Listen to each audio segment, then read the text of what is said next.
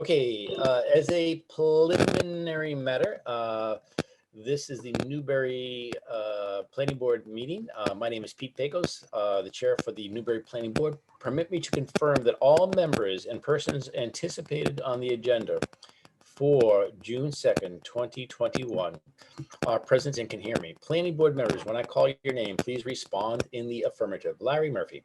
Present. Thank you, Larry. George Morse. Present. Thank you, George. Leslie Matthews. Yes. Thank you, Leslie. Woody Knight. Here. Thank you, Woody. Mary Stone. Yes. Thank you, Mary. Town staff, when I call your name, please respond in the affirmative. Martha Taylor. Yes. Thank you, Martha. Emily Noble. She is here. Okay. Thank you, Emily. Anticipated speakers, presenters on the agenda. Can't Please hear respond. you, but Oh, are you good, Emily? Okay, I'll continue. Anticipated speakers, presenters on the agenda. Please respond in the affirmative. Tom Woodruff. I am here. Thank you. Thank you, Tom. Mark Boudreau. Mark's not available. He may join us in 15 minutes or so, but he had another engagement that conflicted. Okay, great. Thank you. Tom Z. Here. Thanks, Tom. Phil Henry. He won't be with us tonight. Okay. Doug Deshane. Not yet. Not yet. Okay. Adam True. Not yet. Okay. Scott Cameron. Scott is here. Okay, so thank you. Good evening. This is June 2nd, 2021. Open meeting of the Newbury Planning Board is being conducted remotely, consistent with Governor Baker's executive order of March 12th, 2020, due to the current state of emergency in the Commonwealth due to the outbreak of COVID-19 virus. In order to mitigate the transmission of COVID-19 virus, we have been advised and directed by the Commonwealth to suspend public gatherings, and as such, the Governor orders supersedes the requirement of the open meeting law to have all meetings in publicly accessible physical location. Further, all members of public bodies are allowed and encouraged to participate remotely. The order, which you can find posted with agenda materials for this meeting, allows public bodies to meet entirely remotely so long as reasonable public access is afforded so that the public can follow along with the deliberations of the meeting. For this meeting, the Newbury Planning Board is convening by video conference via Zoom as posted on the Planning Board's agenda, which can be found on the town's website and which identifies how the public may join. You may join us by going to http://zoom.us and entering meeting ID 832-7141-3056 or by calling 1-929-205-6099 and entering the meeting ID number when prompted. Please note that this meeting is being recorded and that attendees are participating by video and/or telephone conference. Meeting materials were provided to the board members prior to the meeting for review. Applicants or their representatives may be called upon to speak and, if needed, share information to the screen. Please state your intention before you have been called. Before we turn to the first item on the agenda, please permit me to cover some ground rules for effective and clear conduct of our business and to ensure accurate meeting minutes. I, as the chair, will introduce each speaker on the agenda. After speakers conclude their remarks, I will go down the list of board members, inviting each by name to provide any comment, questions, or motions. Please hold until your name is called. Further, for all attendees except board members and staff, please remember to mute your computer with the mute button or on your phone with the *6 to toggle to mute or unmute when you are not speaking. Please use earbuds or earphones with tablets or cell phones. Please remember to speak clearly and in a way that helps generate accurate minutes. Please be aware that video participants can see you and that you should take care not to screen share your computer. Anything that you broadcast may be captured by the recording. For any response, please wait until I yield the floor to you and state your name before speaking. If board members wish to engage in discussions with other members, please do so through the chair, taking care to identify yourself when you wish to speak. For public comment, there'll be an opportunity for public comment or questions during our public hearings. After board members have spoken, I will afford the public an opportunity to comment and or ask questions. I will see questions and comments through the Zoom raise hand function. For video participants, you can raise your hand by hovering over the bottom of your Zoom window below the photo gallery and click the yellow hand that appears. If you don't see a yellow hand, click the participants button. A list of participants will open and display on the right. At the bottom of the participant area, you will see an option to click the raise hand button. Please ensure that your name is fully and correctly displayed on the participant list. You may rename yourself by using the more functions next to your name. For telephone participants, you can raise your hand in the Zoom meeting by hitting *9 on your key phone pad. I will then allow questions and comments from members from the public who have raised their hands in the order in which they are listed, which is determined by the order in which people click the raise hand function. Each participant will be called on to provide his or her name and address, and then ask a question or make a comment. I will afford the applicant participant or his or her representative the opportunity to reply. Your hand will be lowered when you have been given the floor for your questions. I will then continue down the list of those in the raise hand column and again afford the participant, applicant, and representative an opportunity to speak. Should there be any physical or electronic submittal of questions or concerns, they will be noted for the record. And again, the participant, applicant, representative will be afforded the opportunity to speak if the issues raised have not yet been addressed. Each vote taken in this meeting will be conducted by roll call. Okay, so I believe we have 2 public hearings tonight. They'll be starting at 7:15. And as a matter of protocol, we try to limit each public hearing to 30 to 45 minutes maximum if possible, out of courtesy to the applicants and other speakers on the agenda, members of the public, as well as board members. Okay, let me pop up the agenda and let's see where we are with that. So first item on the agenda,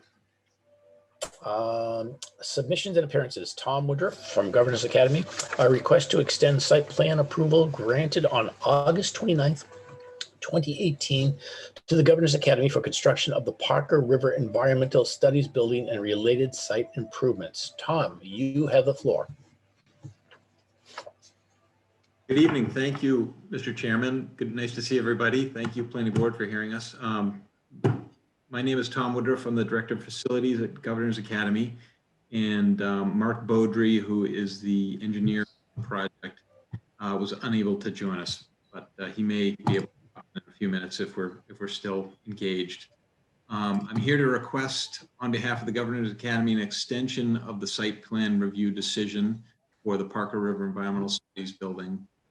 As you mentioned, the original decision was filed in August of 2018, and we lost track of time a little bit and didn't refile, but recently learned that the state of emergency had extended permits for a year, and we were hoping we could file an extension prior to that order expiring.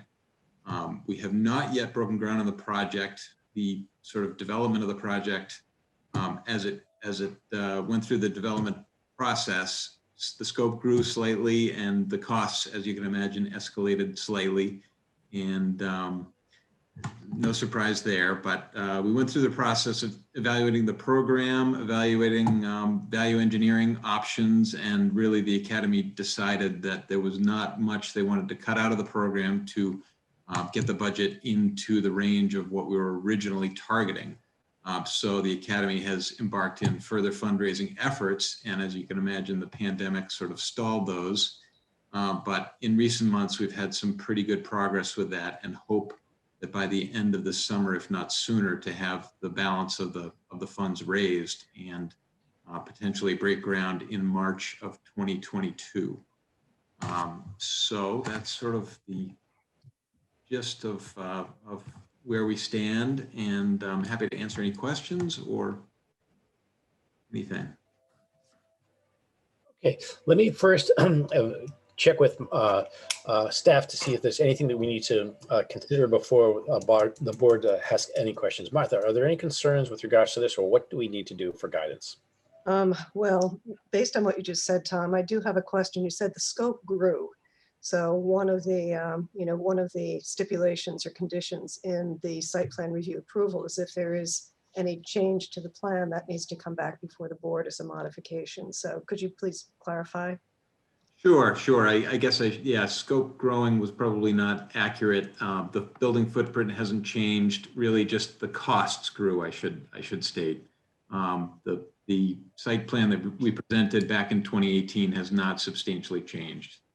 So I hope that clarifies.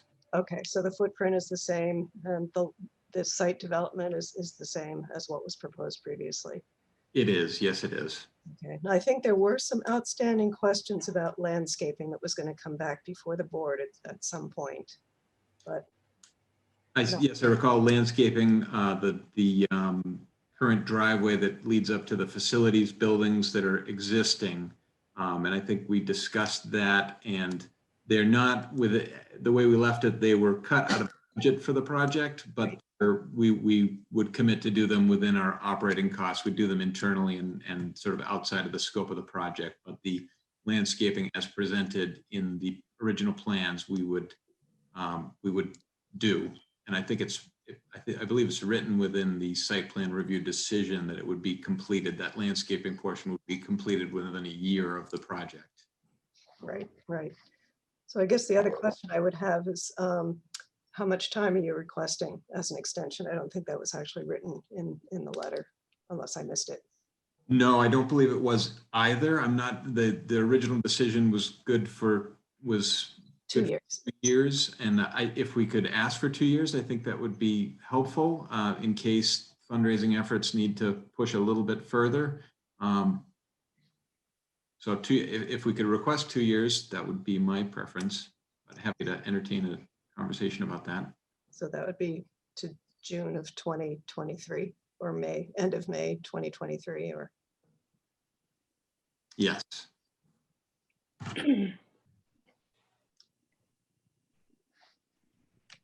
Okay. Was Oh, and was there an update? I'm sorry, Martha. I said those were all my questions. Martha, was there also an outstanding piece on the dock? Was that all worked out? I don't remember where that ended That up. was going to come back as a separate project. Okay. All right.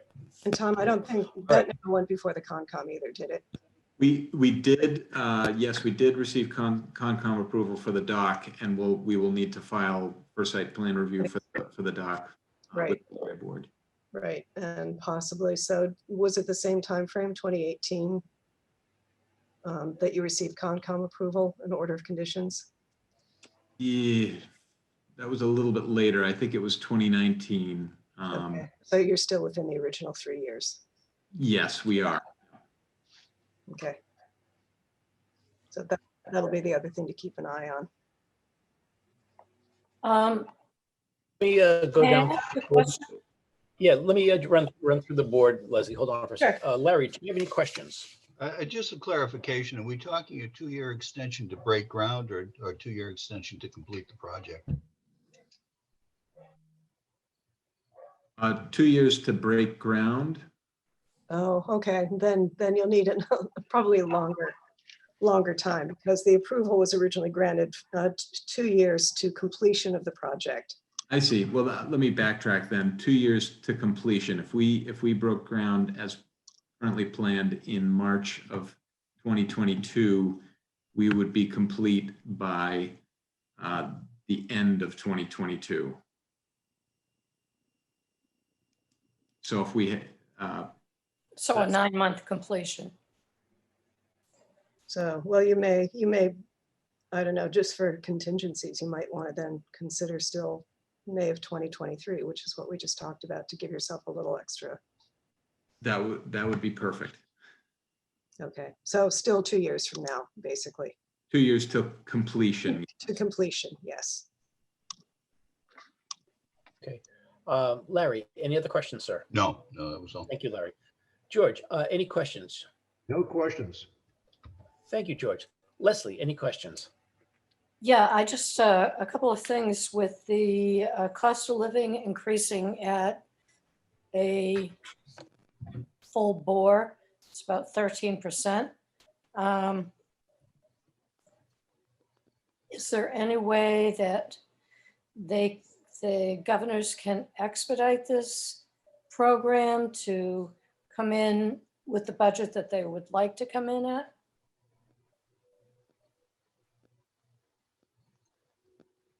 That's a good question. We really kick the tires quite a bit trying to get the costs down, but it's a fairly small, it's not a small building, but it's given the nature of the program, and the site is fairly challenging in terms of site works. That has a pretty significant impact on the cost. We wanted the budget to be within our original projection, but we weren't able to achieve that without significant compromises in terms of Right. within the building. So I think we would all like to get there, but As we would like you to see that you would get there at that point too.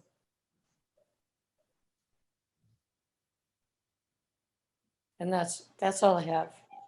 Okay, thank you very much, Leslie. Woody, do you have any questions or concerns? And you'll have to unmute yourself, Woody. No questions or concerns. Beautiful, thank you, Woody. Mary, do you have any questions or concerns? Tom, is 9 months reasonable? You sure that's enough time? I am not sure, no, to be honest. Okay. Do you want to do a range? Is that better for you? I'm just Yeah, curious, well, timing in the winter and all of that. Well, I think we're going for 2 years, so it would be 2 years from what's the current expiration, Martha? Well, it's already expired, so it would be 2 years. Okay. 2 years from now. Tom is saying that they hope to break ground in March of 2022. So that would actually be 14 months for completion if we're looking at a May 2023 Okay. end date.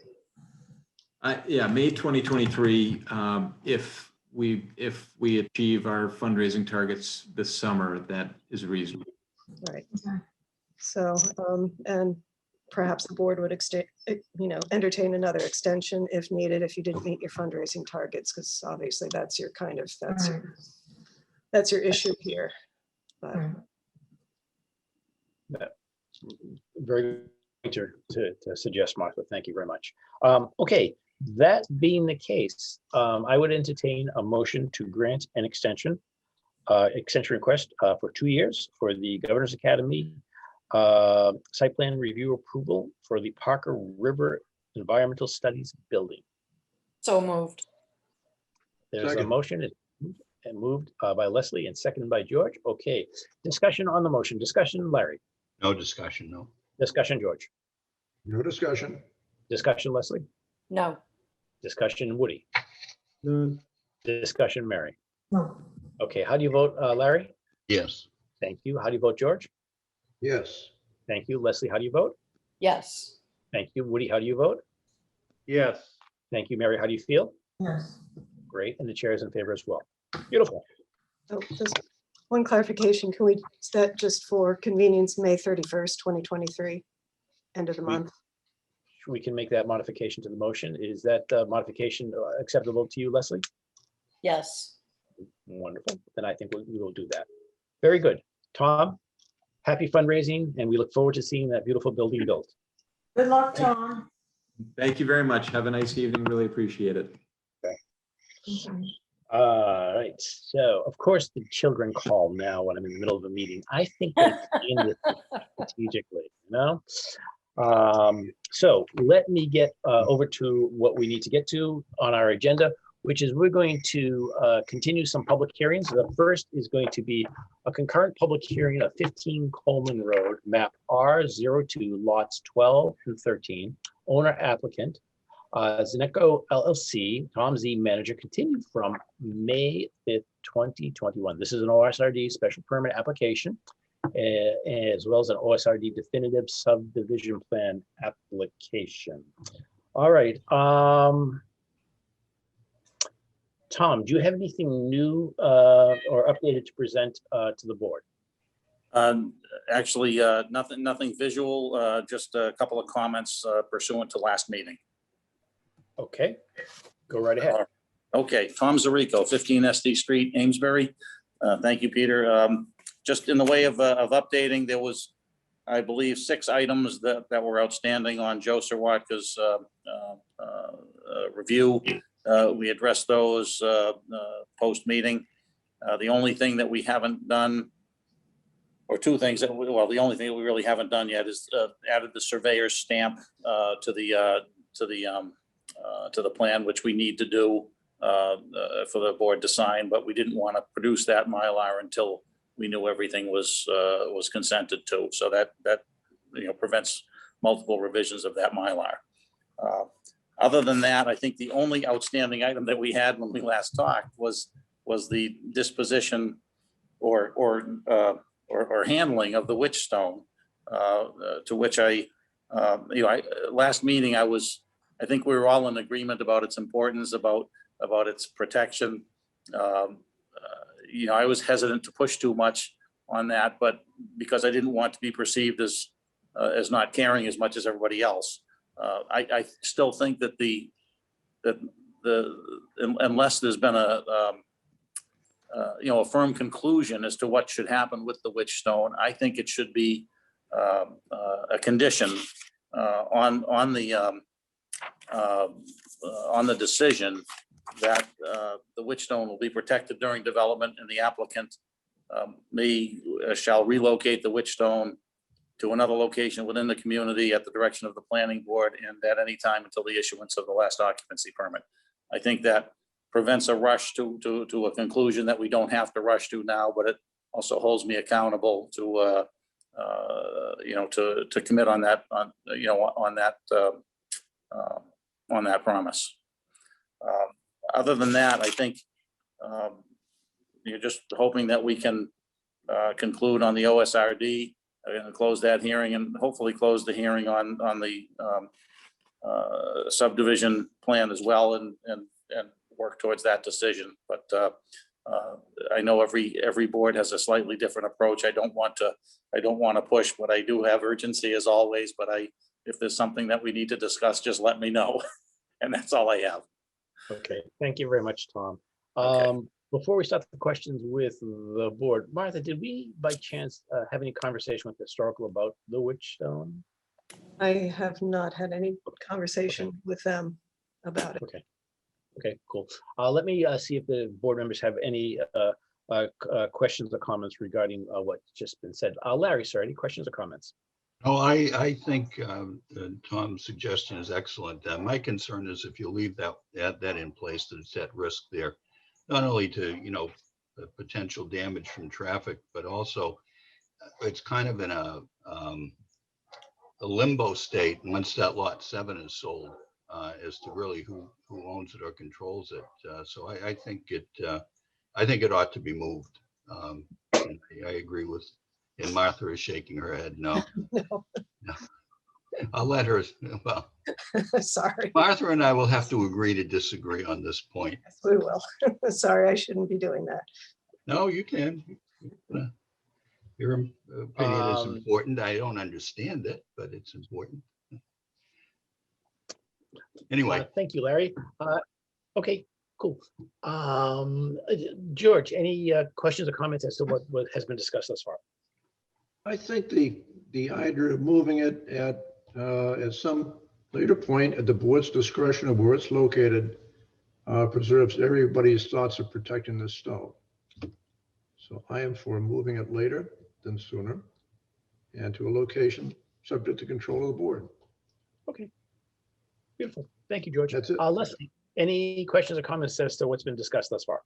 Yeah, I have comments. The Witchstone is like a historical interest to people that even just drive by that aren't from around here. And for those people that move into the new development, it gives them bragging rights to something that is like a cool historical thing. And to move it,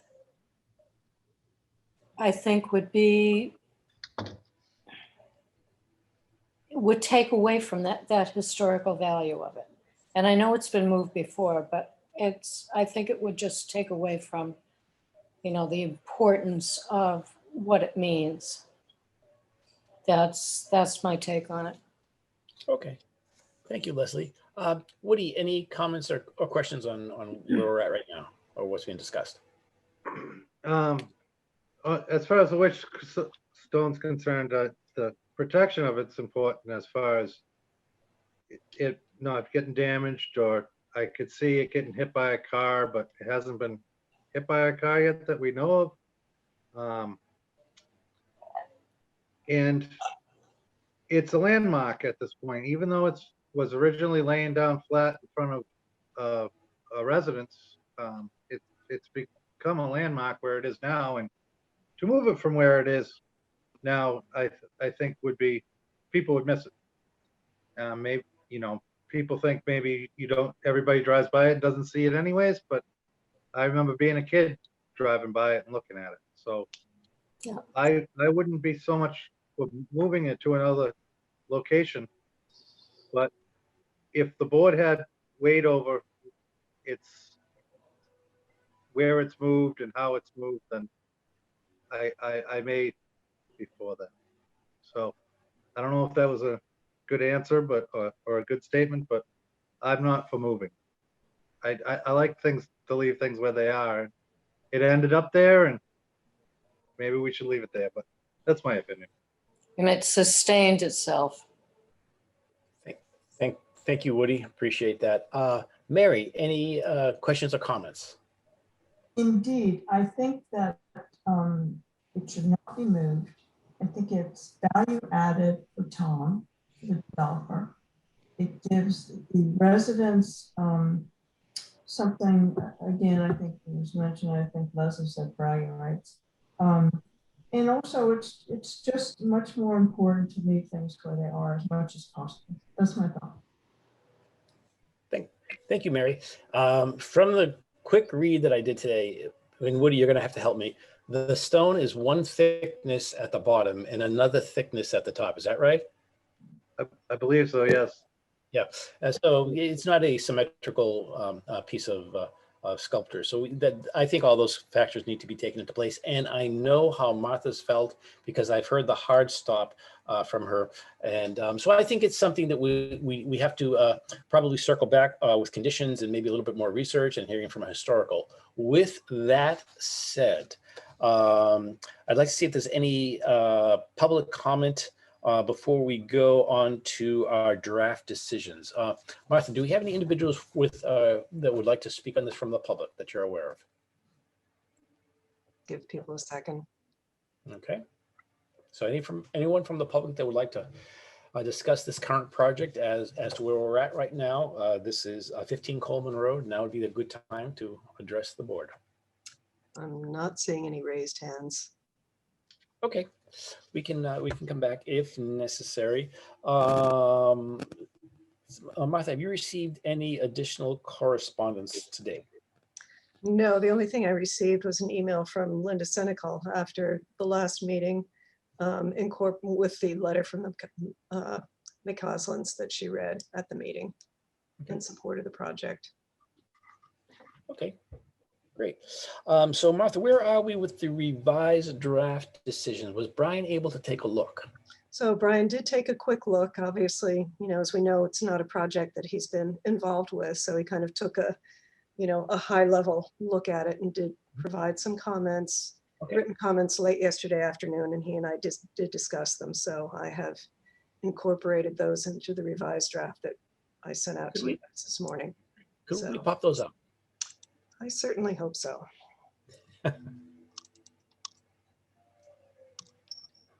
It's looking good. Perfect.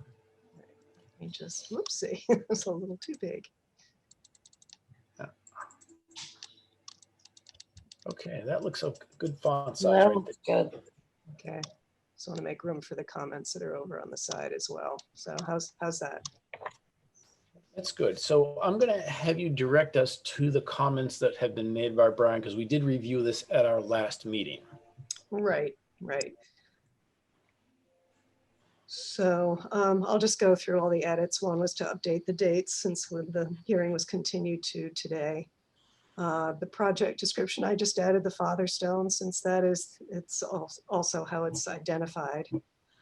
Brian's comments, his first substantive comments were regarding the yield plan, as he thought it was important to sort of differentiate between what the applicant was proposing or suggesting versus the findings that the board makes later on. So he suggested a slight rewording here to say that the yield plan submitted by the application shows 5 single-family lots served by a 440-foot long cul-de-sac, which the applicant suggests establishes 5 as a basic maximum number of dwelling units that would be allowed on the site.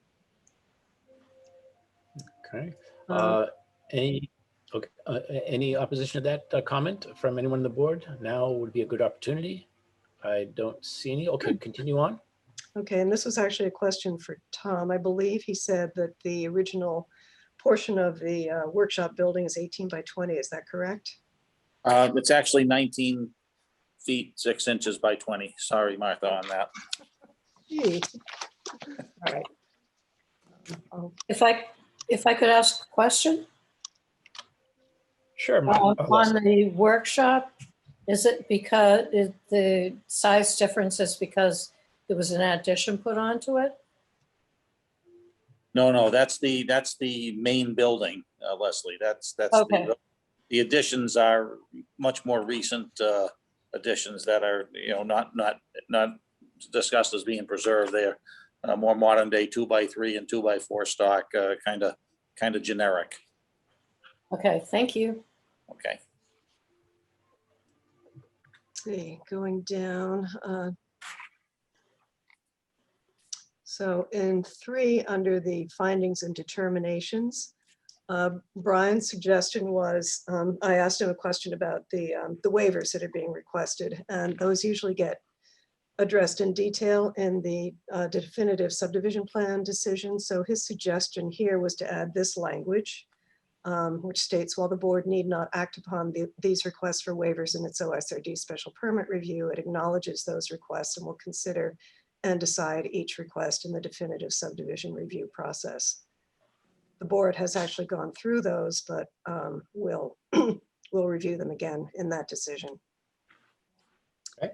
And the next one, his suggested wording for this was the applicant submitted a yield plan which shows the basic maximum number of dwelling units that could be placed on the property with a conventional subdivision by means of the yield plan is 5 units.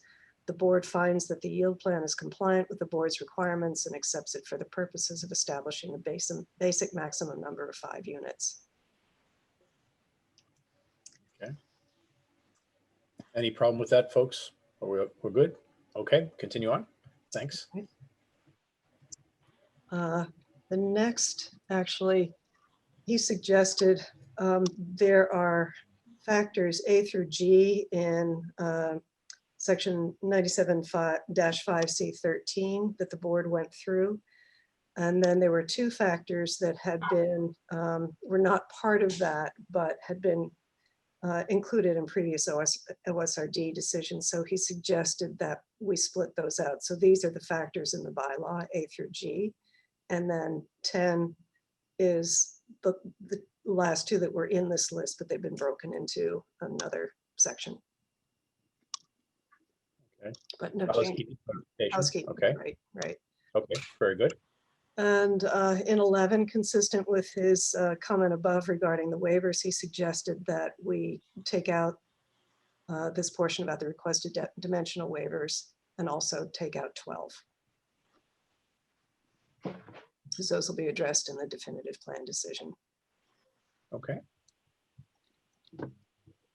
And then he also suggested that this paragraph be deleted, 14. Because it's not actually referencing any specific regulation. And then, shall I keep going in the decision? Yes, please. Approval? Okay, Yes. so he suggested striking the last sentence in 1. The plan actually doesn't, it's not the definitive plan, so it doesn't get recorded in that sense. It will be part of this decision. So he suggested striking this last sentence. Okay. Any questions or comments from anyone? Okay, continue on, thanks. And then down to 5, which is a discussion about restrictions on the open space. He suggested the wording basically shown in blue.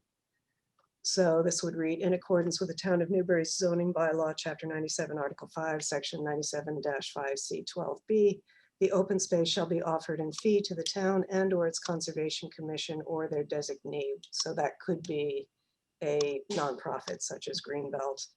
And if not so conveyed, shall be subject to a conservation restriction consistent with the requirements set forth in the Town of Newbury zoning bylaw, Chapter 97, Article 5, Section 97-5C12C.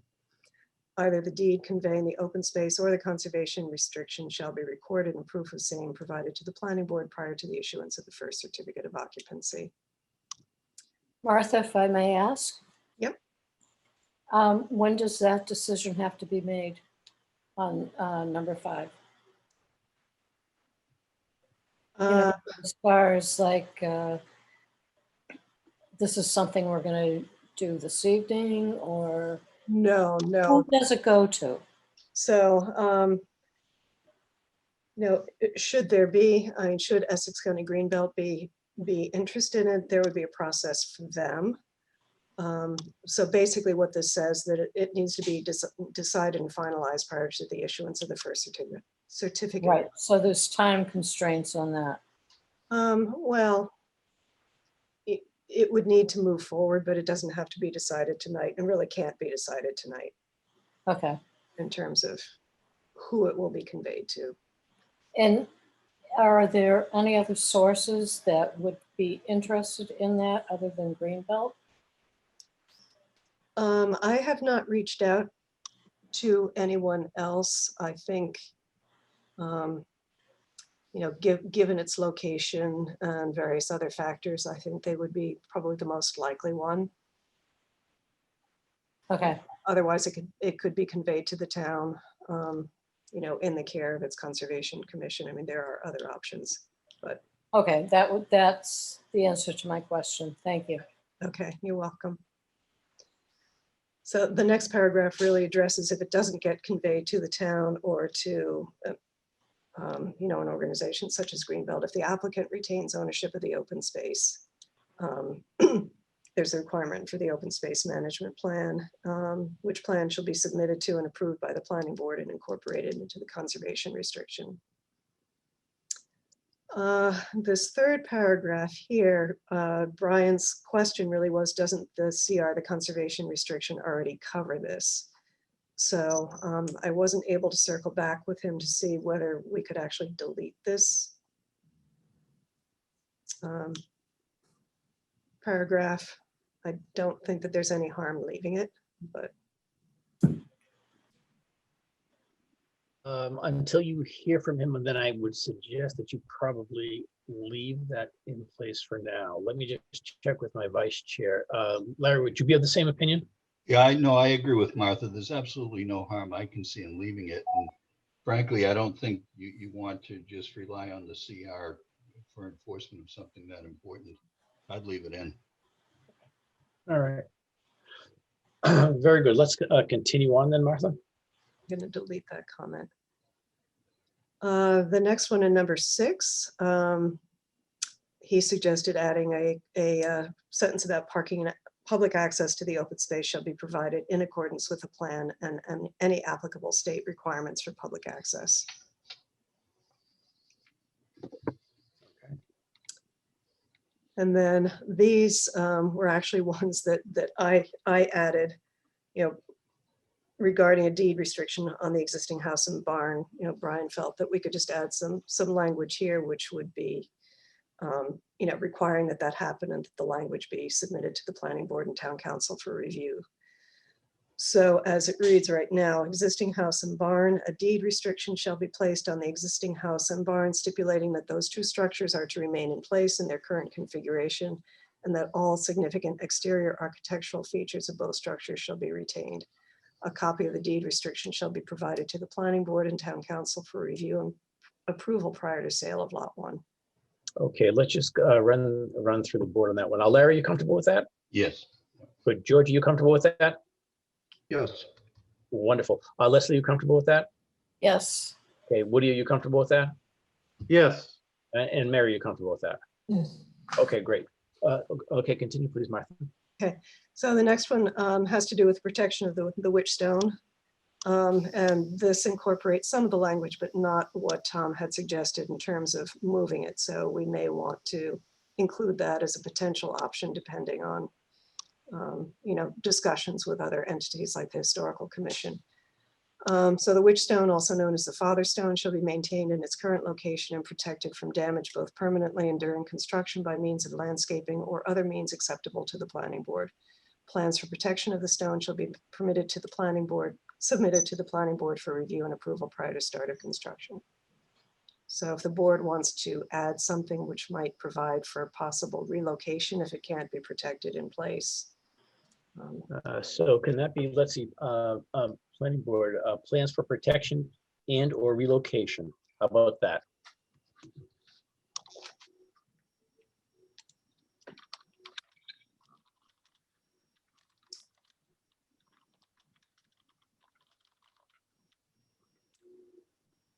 How about Let's- saying plans for protection of the stone and or relocation if it can't be protected in place? Something like that, or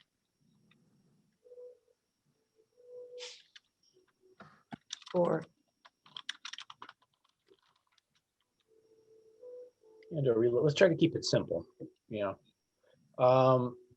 let's see how that feels to folks. Larry, your thoughts? Well, I've made my thoughts clear on it. I think we should keep our options open as far as it Okay. goes. I Are you mean, comfortable which would include the option of keeping it right where it is at some future date. Okay. But, So does that language achieve that for you? yeah, I think so. Yeah. Let's Okay. look at it again.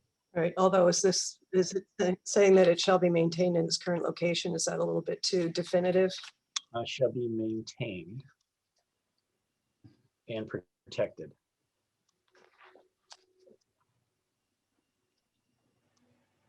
Has it been maintained and protected in this location all these years? It seems to have been.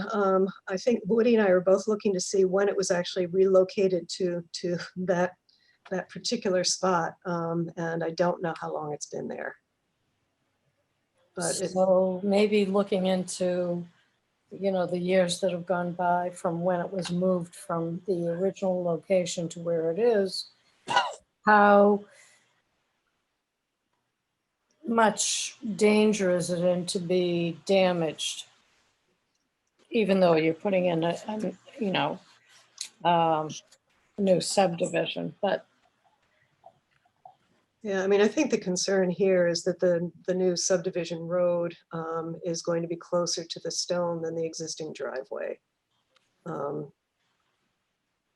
So is this, let me ask this too, because I didn't get to read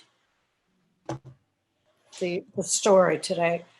But what's buried under the ground? How deep and how much more girth does that have than what is above the ground? So Was I it don't 4 really- foot, 4 foot or 7 foot, Woody? I forgot. yeah, I don't have the book in front of me right now.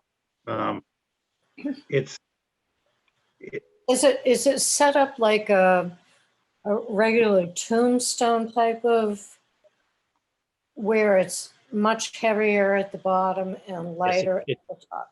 Yes, it's deeper and wider at the base, and Okay. it's narrow one side and thicker on the other side. Yep. Yeah, I don't have the Tom, do you have that information in front of you by chance? I don't, but I did what research I could do very early on before I even owned the property. And my understanding was that it was moved, sometime in the early 1900s to this site. I think that's what's expressed in the Gage book about these stones. Was it Remember- moved from remember the this- governor's area because they were doing all kinds of constructions and moved to a different location? That's the way I understood it. Yeah, I mean, the thought is that it was actually right in front of the mansion house. So the mother stone was kind of at the doorway, and then this was a stone before that. So it was horizontal at the time and placed in the ground. I'm not sure that any part of it is actually embedded in the ground. Yeah, you're right. I would have to go and myself, just So go we and push it around and see yeah. what it's like. hung up on things that we don't have information to. No, I'm just no, no, trying to no. get- It's just, it's just a cool piece of history that I think would be a great value to the development. And I would hate to see that, it just gets moved into a different place and it just doesn't serve its purpose anymore. Am I missing something? No, we're just trying to get the language. Yeah. Why Let's just can't it be protected? I just don't, can't the language be firm enough to say it needs to be protected? And I don't understand why there's an issue with it being protected. Just protect it. And that's Well, I basically, mean, Leslie's point may be the right answer, but why do we want to limit ourselves at this stage of the proceeding? We don't. We want there to be options for this document to reflect flexibility with regards to this piece, which is still a moving stone. So About- let's try to. Mhm. Hey, Tom, I'm not trying to bring it down or give you a doggy downer on that. It's just like you have a really, I think, a valuable piece of history to be part of that property, and I would embrace it.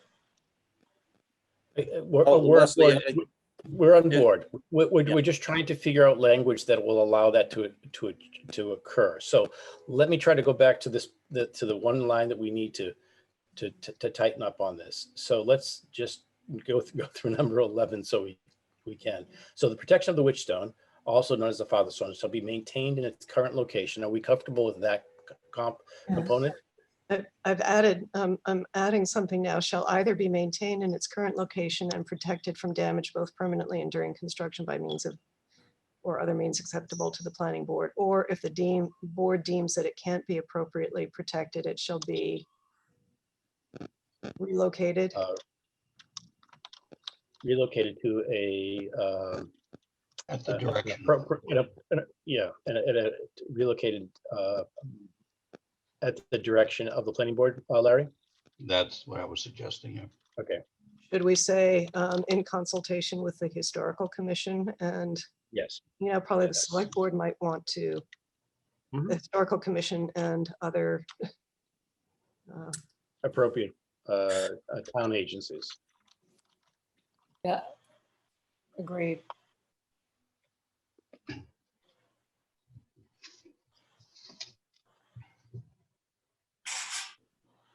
is it appropriate town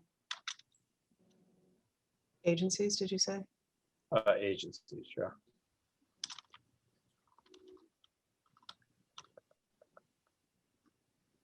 Okay, let's see what that looks How like. about instead of in consultation with, how about after input from the historical commission, et cetera? So instead of, so after input. Or after consultation. The point is I mean, we don't want to create a super committee here on this thing. Right.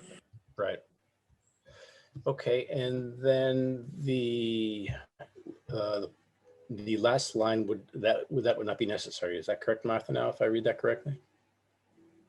Well, I think, An appropriate protected, it shall be relocated at the direction of thought and other appropriate time.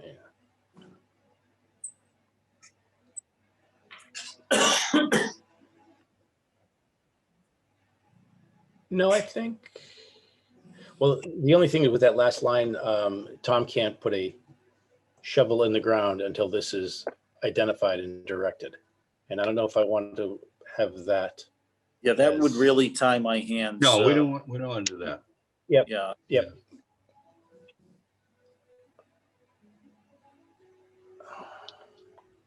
But I think the board wants to make sure that to have the opportunity to review and approve whatever the plan is that, right, but that plan is not for me to decide, so it's really not within my control to, I mean, what I've proposed was that the board have control of this. That was my concession, and not conceding anything about its importance, but purely to make sure that, you know, this board and the town knows that it's at their discretion, you know, what's to be done, or at their direction. You know, that's but it's not up to me to decide that. It shouldn't be up to me to decide that. right, but I thought last I time, think we're in I'm sorry, Martha. no, it's okay, I'm sorry. I thought last time there was some discussion, Tom, that you had some thoughts on how you might be able to protect it with landscaping and so on and so forth. So that's kind of what I was thinking, that might be some proposal from you. Oh, yeah, and I certainly don't mind providing that. I mean, you know, whether it's a couple of granite, you know, rustic granite posts, you know, maybe, you know, to either side of it to protect it as much as possible from traffic or equipment or any of that type of thing. That I mean, I certainly can come up with something that I think is reasonable. I don't want to be held to a lengthy discussion about whether or not that whatever I'm proposing is going to be sufficient. Do you know what I mean? Yes, I do, Tom. The only thing that's now coming to my mind is I don't know where this stone is as to who's the property steward of it right now. Well, I guess in response to that, Peter, I mean, I think if we're concerned about my selling eventually, for instance, lot 7, why don't we just put a restriction in that says that you know, that I have to put a condition or a restriction on that deed as well, to not move that stone other than pursuant to this decision. I mean, is there? About a protective covenant, something like that. Yeah, I mean, I think it just has to be. Something I like think we can incorporate something like that into a deed relatively simply. right into the deed, exactly, written into Yeah. the, bingo, then it's done. Yeah, just like we're doing with the house and barn, and in that Right. regard. Right. It's forever, it's in the deed, Simple. but it's still in the deed. I think we're getting too So- far into the weeds here, Yes, folks, yeah, honestly. yeah. Look, if Martha, what I would suggest, and Pete and everyone, where it says it shall be relocated at the direction, it should be of the planning board after consultation, et cetera. And if one form of protection the board may be satisfied with in the future is a deed restriction, I don't think we need to, you know, get that far into the weeds at this point in the process. What we're looking for is just some flexibility in the future.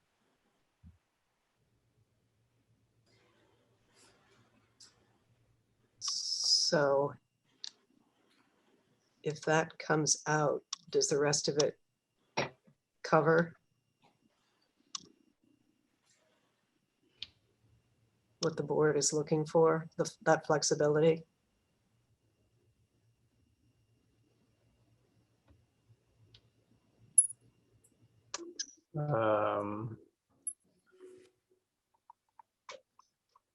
So Larry, I have to ask you a question. Yeah.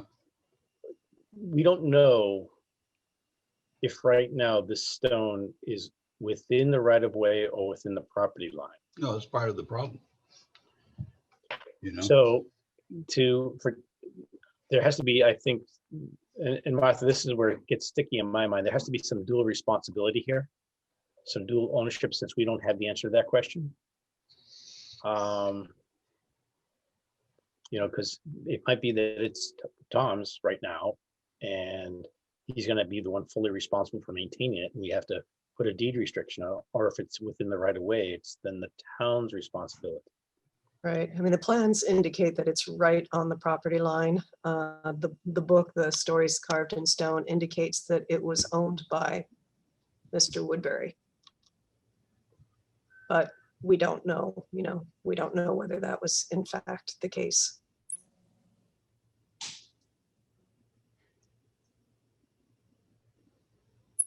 So, Sounds like Tom is taking responsibility for protecting it, that he's embraced the responsibility.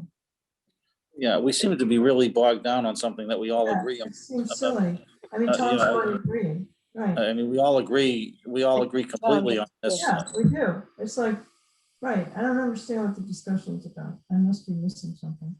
Yeah, we spent a lot of time. Tom's already said, so, do it. right, I understand the words that Tom has said, but when it comes down to the final period, this is what will direct the decision. So it's important that we have this incorporated if this board feels it's important. And what I'm sensing is this board feels it's important. It's a part of our town, it's part of our culture, it's part of our history. So we want to make sure that it is protected. It's Right. not just someone's word. God forbid something happens to Tom, the property sold, the development sold, somebody else gets involved in the mix, unless it's defined, it doesn't exist. So it's okay to spend a minute to define it, not get hung up in the weeds, as long as we're all comfortable with it.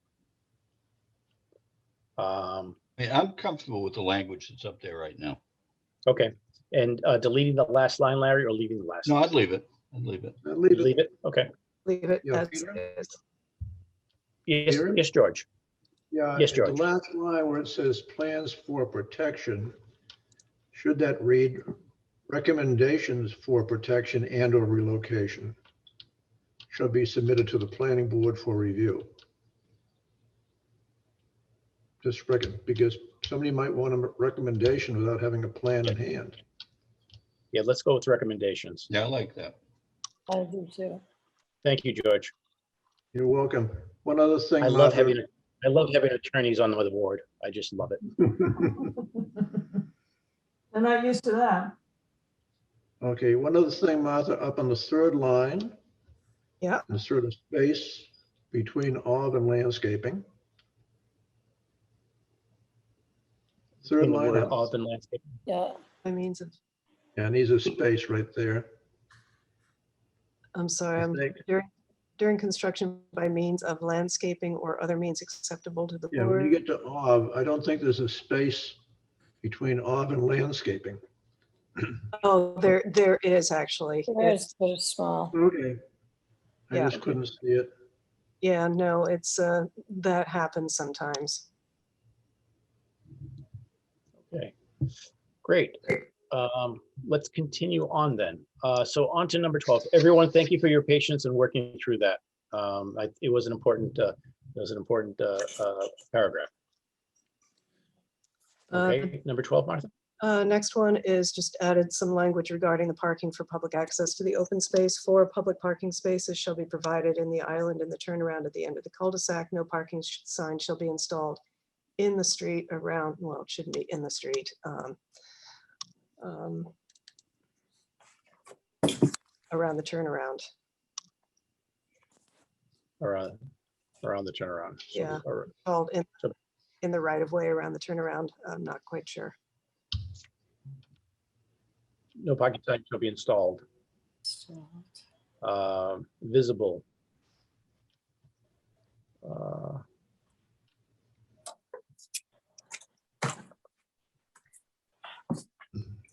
Larry? Shall be present. in the Larry, suggestion? street.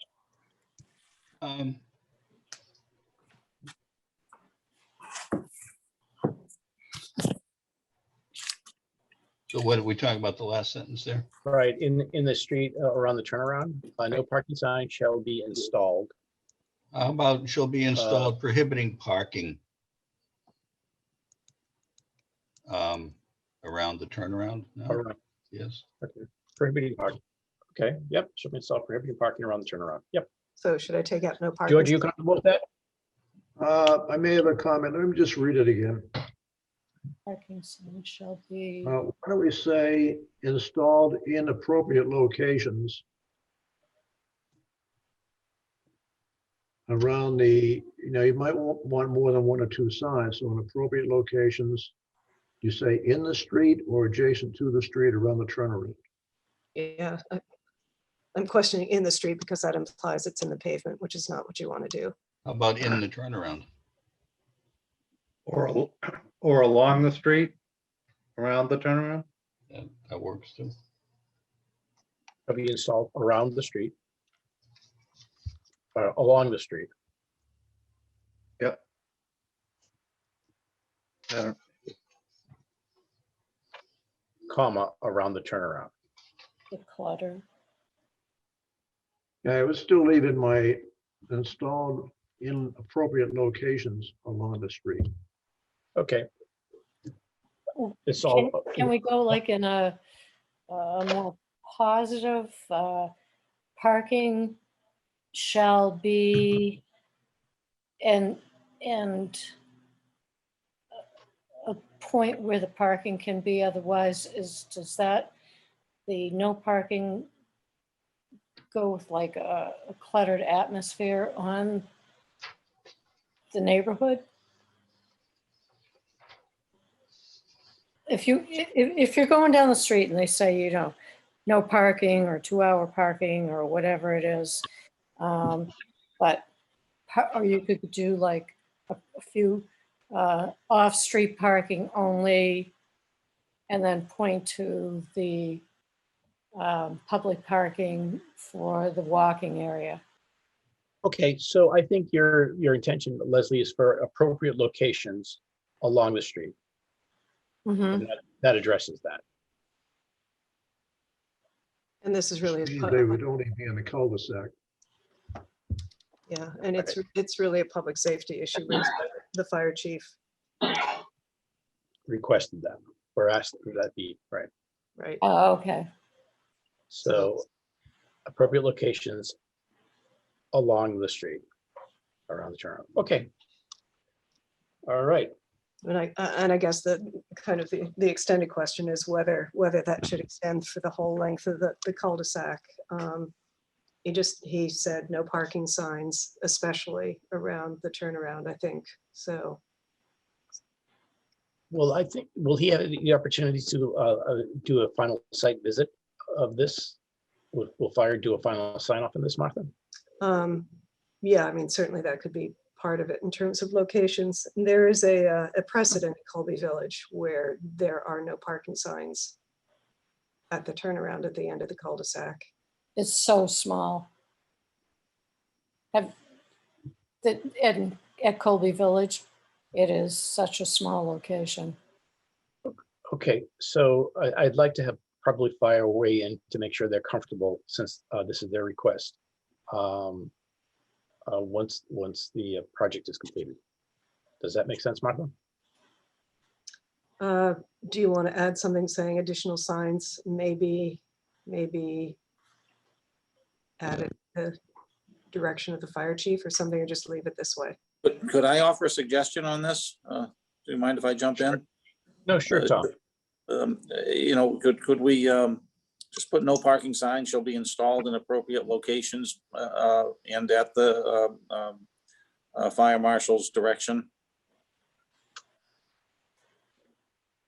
I mean, it's his call, his or her call, in appropriate locations pursuant to the fire marshal's direction. Does that cover and make people comfortable? Sure. I mean, it leaves me exposed to maybe 300 signs at his direction. Then I'm willing to accept a reasonable judgment. Okay, by so the person. That would So- only be in the cul-de-sac that you would put the signs up so that, it would keep the area open for emergency vehicles. I'm sorry. If you were, Tom, if you're talking about limitation of the different signs. You're talking about basically in the cul-de-sac to keep the area open so emergency vehicles can get through if that's the need. Yes, that's correct. Yeah, and that's since it was something that the fire chief. But it wouldn't go down like, the straight paths on either side. Yeah, it may. I guess again at the fire chief's direction, wherever they think appropriate. Right, or he may say it's okay to park on one side, but not both, something like that. Okay, so appropriate location right of way pursuant to the fire chief's direction. Yes. Okay, Is that okay? yes, I think that's appropriate. Larry, you comfortable with that? Yes. Great. George, comfortable? Yes, Great. Leslie, comfortable? Yes.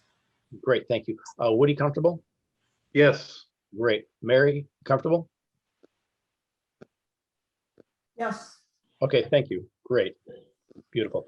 Thank you, everyone. Okay, we'll continue on, Martha. Okay, that was actually it. Beautiful. Okay. Let's see where we're at here.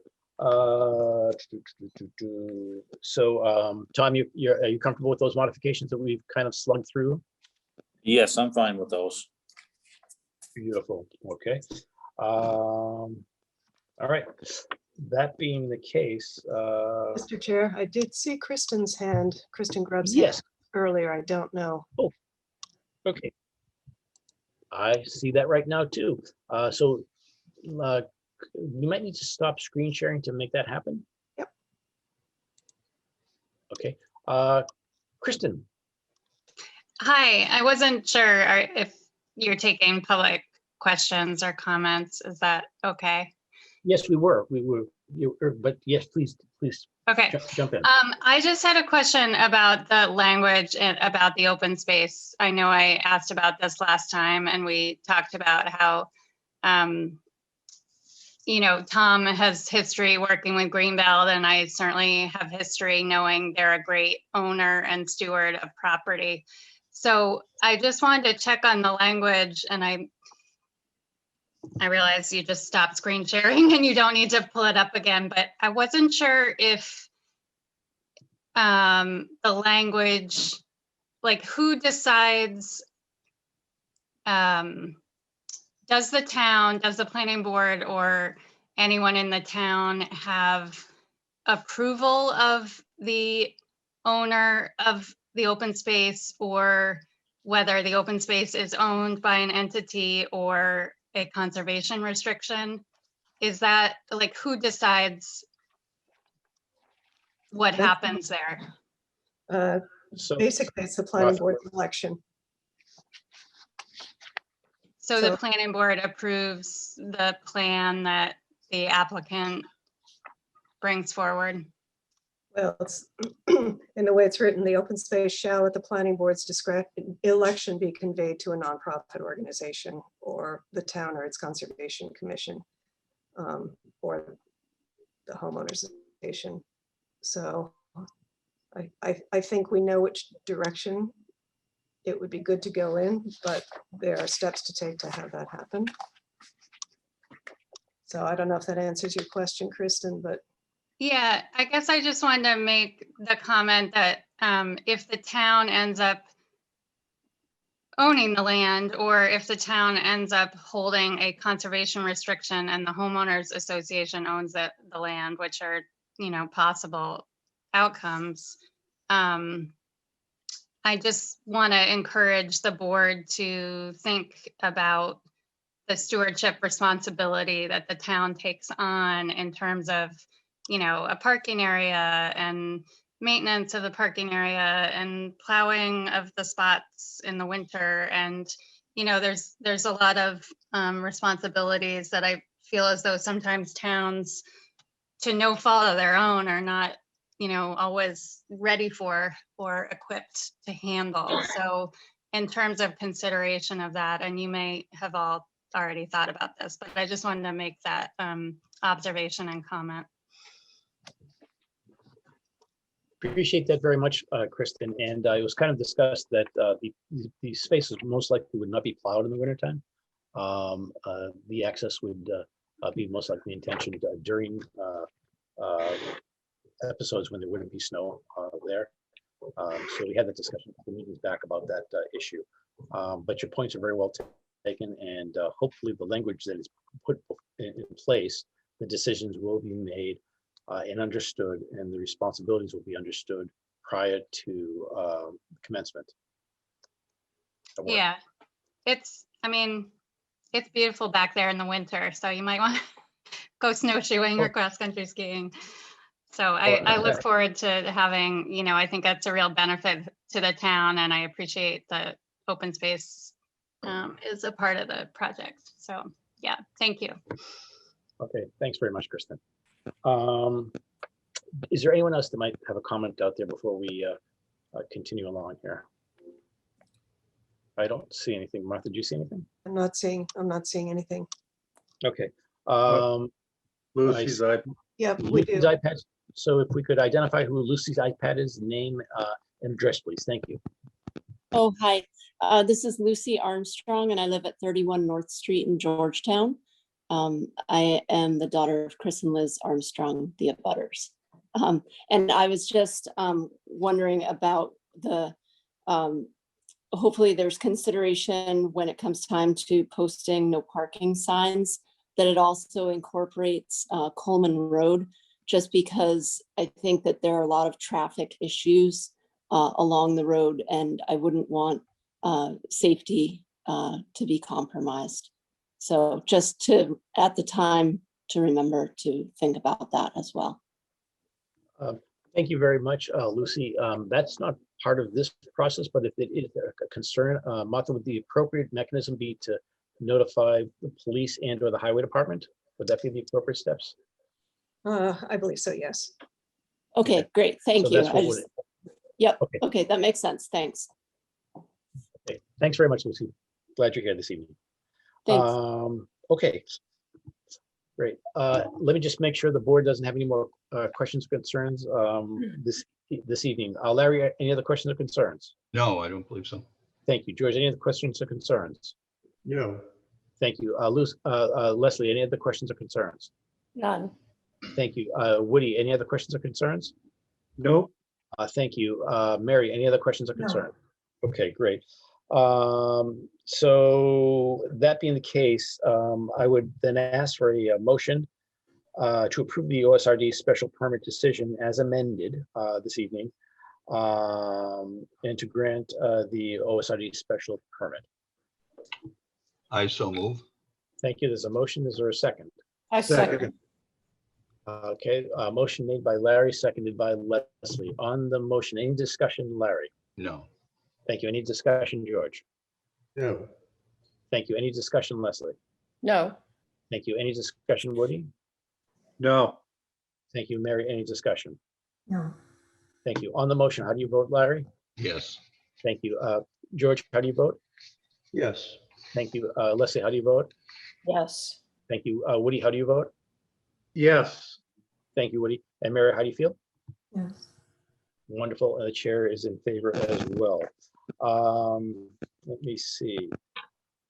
So the OSRD definitive subdivision plan probably should remain open to allow for discussion for that application. That being the case, I would entertain a motion to continue the OSRD definitive subdivision plan for 15 Coleman Road to June 16th. The 16th at 7:15 work, Martha? It does. Before that, though, do you want to, I think the other motion was to approve the decision, but the OSRD special permit hearing, do you want to close that? Oh, thank you very much. I need to close that. Yes, I need a motion to close the OSRD special permit in public hearing. Motion to close. Thank you, Leslie. Is there a second? Second. Thank you, Woody. There's a motion, Leslie, and second by Woody. On the motion, any discussion, Larry? No. Any discussion, George? No. Any discussion, Leslie? No. Any discussion, Woody? No, Any discussion, Mary? No. Okay, thank you. On the motion, Larry, this would be to close the OSRD special permit public hearing. How do you vote? Yes. Thank you. And how do you vote, George? Yes. Thank you. And Leslie, how do you vote? Yes. Thank you. And Woody, how do you vote? yes, Thank you. And Mary, how do you feel? Yes. Thank you. And the chair is in favor as well. Thank you, Martha. I always seem to jump ahead of myself.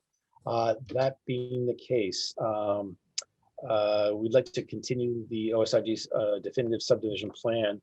And Martha, does the 16th at 7:15 work? It does. The only other thing we have that night is 105 High Road. Okay. And we did talk last time about having a draft of the definitive plan decision by the 16th. Okay. The only question is location. Location of the meeting. Right. Yes. Yes. So the decision for the definitive plan needs to be filed with the clerk on or before June 17th.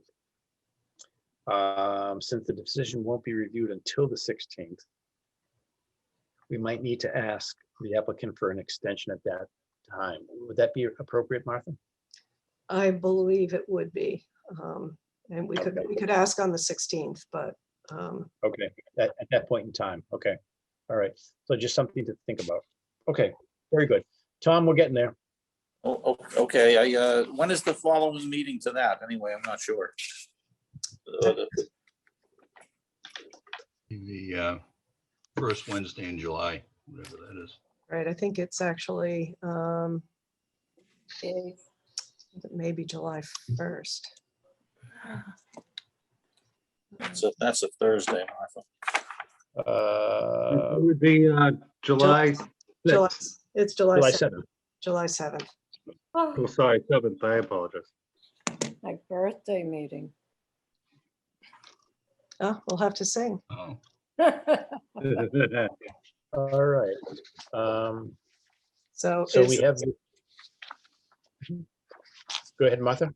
no, I was just wondering, so Tom, were you suggesting that it be continued to the 7th instead of? No, not at all, Martha. Obviously, I mean, I would like to, it would be nice to have a draft decision that could be, sufficient to make a decision on the 16th. I know we've discussed virtually everything about this project, so I'd like to think that, but if at that point, if it's not so, then obviously I'll accommodate. Right, and it may be, I mean, it might be simple, or it might have to go through a two-step process, as this one did, sort of a first draft and a second draft. But I understand that. I'll be fine with whatever you write up, just so you know.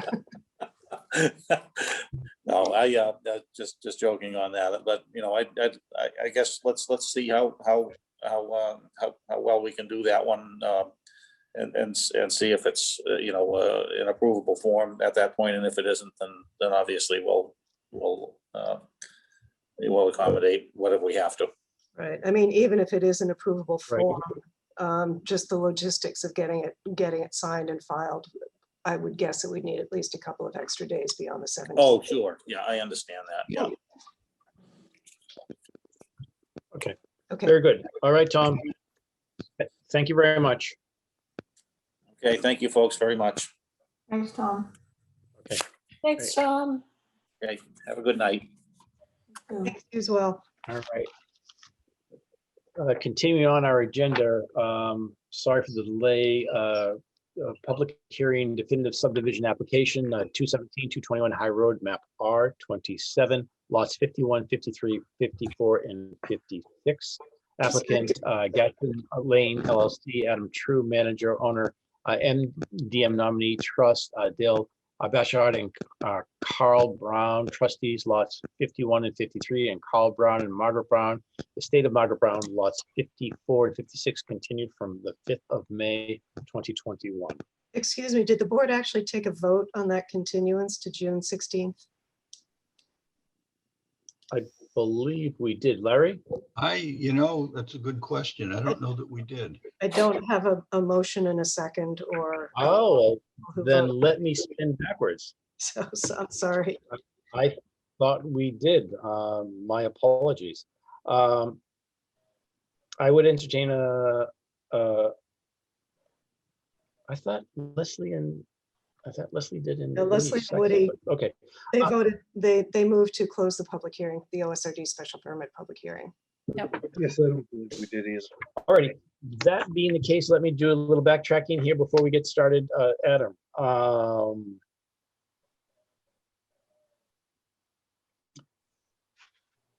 Well, I could have sworn we didn't. A motion to continue the OSRD definitive subdivision plan for the 16th of June at 7:15. I'll entertain a motion, please. so moved. Second, is there a second?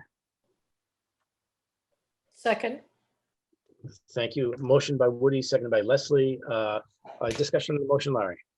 No discussion. Discussion on the motion, George. Yeah, Discussion on the motion, Leslie. none. Discussion on the motion, Woody. No, Discussion, Mary. No, How do you vote, Larry? Yes. Thank you. How do you vote, George? yes, Thank you. How do you vote, Leslie? Yes, Thank you. How do you vote, Woody? yes, Thank you. And how do you feel, Mary? yes. Yes. Thank you. And the chair is also in favor. Thank you very much. Okay. Thank you. Thank you, Martha. My apologies. To open this public hearing, I'm going to ask Adam or a member of his team if there's any new or updated information to be presented. We don't have any updated information. I believe we did review the decision, and Martha had made some changes, and the draft decision that we reviewed this afternoon was good to go. Everything looked good for us. So I read through it carefully, and it looks like everything's in place. As long as you guys are satisfied, I think we're good to go. Okay, great. Let me see if the board has any questions. Larry, any questions, sir? No. Thank you. George, any questions, sir?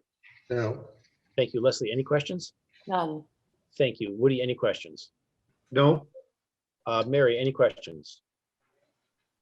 Okay, I don't see. Very good. Can we see if there's any comments or questions from the public? Anyone from the public that would like to ask a question about this project? I'm not seeing anything. Okay. Martha, have you received any new public comments? No. Okay. So that being the case, then we can probably go into the review of the second draft of the decision, Martha. And this is following Bryan's comments. Correct. Okay.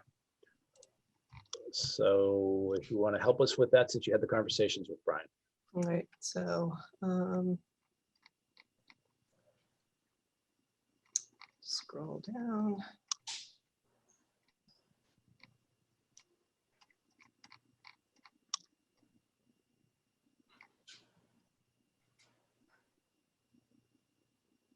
So this was actually my question, following up on the discussion we had last time about the the drainage easement and the vegetated filter strip at the end. I added some language, including maintenance of the drainage easement on lot 2, which is shown on the plan, and the vegetated filter strips on lots 2 and 3. Yeah, this makes sense to us from what we discussed before. Okay. Okay. Any comments from board members? Okay, thank you, Martha. And the next one was adding language regarding blasting. So the language here is blasting may be permitted and shall be done in accordance with 527 CMR 1.00. All necessary permits shall be obtained and shall be final before blasting occurs, and all blasting shall be done in accordance with this decision and any such permits. Okay, any comments from board members? Okay, Continue, please, Martha. Okay, the next one was the paragraph that we talked about this last time, is adding the kind of general language about approvals from other boards and commissions, et cetera. So definitive subdivision plan approval by the planning board shall not be construed as approval from any other board, commission, official department, or state agency. The applicant is responsible for obtaining all required approvals and permits for the proposed project, including a curb cut permit from Mass DOT. Any approval which imposes conditions inconsistent with this definitive subdivision plan approval shall require a revision of the site plan, or a request for such revision must be submitted in writing to the planning board. And this should probably actually say definitive subdivision plan. I wanted to let the board know that we filed for the curb cut with the state. I believe, I think Scott would know exactly, but it's been a little bit now we've been filed. But we do understand this condition. Yep. Thank you, Adam. Any board members have any questions or comments regarding H as modified? No, just for Martha. So Martha, you're changing site plan to definitive subdivision plan. Is that correct? That's correct. Okay. I Oh, think- yeah, it's already up there. Sorry. Yep. No, I think Okay, that's all I had. okay. Thank you, Larry.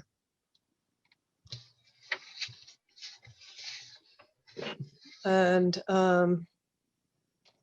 Bryan suggested taking out this this paragraph regarding lapse because it's really not appropriate. Okay. Okay with us, yeah. And that was it. Okay, let me see. Adam, are you comfortable with all the modifications that have been made? We are comfortable, yes. Okay, great. That being the case, I entertain a motion to approve the definitive subdivision plan decision as amended this evening, and to grant approval for the definitive subdivision plan. I'll make that motion. Thank you. Larry's made that motion. And is there a second? Second. Second. Thank you, Leslie, for the second. Martha, we probably don't need to screen share if that's okay. So Larry has made a motion. Leslie has seconded. Any discussion on the motion, Larry? No. Great. Any discussion on the motion, George? No. Any discussion on the motion, Leslie? No. Any discussion on the motion, Woody? No. Great. Any discussion, Mary? Okay. Larry, how do you vote? Yes. Thank you. George, how do you vote? Yes. Thank you. Leslie, how do you vote? Yes. Thank you. Woody, how do you vote? Yes. Thank you, Mary. Okay, and the chair is also in favor. Okay, then I would ask that we have a motion to close the definitive subdivision public hearing on 217-221 High Road, Glasson Lane. Motion to close 217-221 High Road, Gaston Lane. Thank you, Leslie. There's a motion. And is there a second, Woody? Second. Woody, and there's a second with Woody. Any discussion on the motion, Larry? No discussion. Okay, any discussion, George? No. Thank you. Any discussion, Leslie? No. Any discussion, Woody? No. Okay, Mary, discussion on closing. Okay, thank you. How do you vote, Larry? Yes. Thank you. How do you vote, George? Yes. Thank you. How do you vote, Leslie? Yes. Thank you. Woody, how do you vote? Yes. Thank you, Woody. Mary, how do you feel? Yes. Great. And the chair's also in favor. So I have a note here, Martha, that there's been an extension granted to June 7th. Is that correct? That is correct. So we will need to get it filed with the town clerk on Monday, the 7th. Okay. So I'll have it ready for signature tomorrow and let you all know. And if it can be signed tomorrow or by noontime on Monday, that should be fine. Okay. Great. And Scott, then- were you raising your hand? I did, yeah, just a quick question, Martha. Could you provide a copy of what you filed with the clerk? Because I need to get that to Mass DOT before they'll move on the curb cut permit. Sure, as soon as it's stamped in, I'll send you a copy. that'd be perfect. Thank Okay. you so much. Is it okay if it's marked copy? That's fine. Yep, they just want to see it's squared away with the community. Okay. If any possibility, we'd love to be able to get it signed, you know, and I don't know how it all works, but tomorrow, and to get it in the clerk before the end of the week because of our appeal period lapsing and our closing dates with the owner will overlap. I think if we go on the 7th, it'll be right at the same day, essentially. So if possible, it would be great if we could have it. Oh, you guys aren't open Fridays. I forget. It's So- Wednesday. It's Wednesday, yeah, right. See, this whole week's gone already. So yeah, if it is definitely filed on the 7th, then that works exactly for us on the dates. Assuming it's not just business days, right? It's calendar days, the 20-day appeal. It's calendar days. Okay, all right. And the 20 days starts the day after it's filed. The day after it's filed. Right. Okay, Right, but it's 20 calendar days. that should work then. That should be perfect. Great. Martha, was there another piece of housekeeping that you were going to do before I interrupted, or I called on I Scott? think that's the only thing that is time sensitive to get this signed because of that date. And then the other piece that will need to be approved before the board can endorse it after the appeal period is run out is the form of performance guarantee. And Adam, I don't know if you want to talk about that tonight. I know Doug had suggested last time that there be a restriction on the lots, and then that might be converted to a tripartite agreement, but you're suggesting just the tripartite agreement. Is that Yeah, we have the draft of the tripartite agreement, the one that forwarded along. And with the road costs and a 20% buffer on cost in the signed contract from our site work contractor.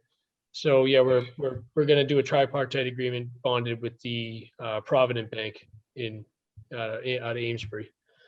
So that will be fully drafted and signed from them recording after the 20-day appeal period. And I'm going to try to get it in your hands well before that so that it can be circulated.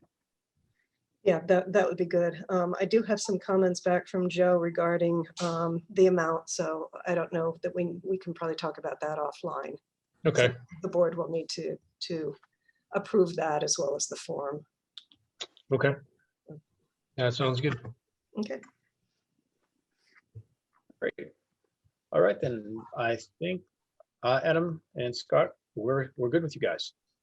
Well, thank you very much. And we'll probably see you soon again for something else. All right. Everyone, really appreciate your time on this. All right. Thanks. Have a good evening. Thank you very much. Good luck. All right.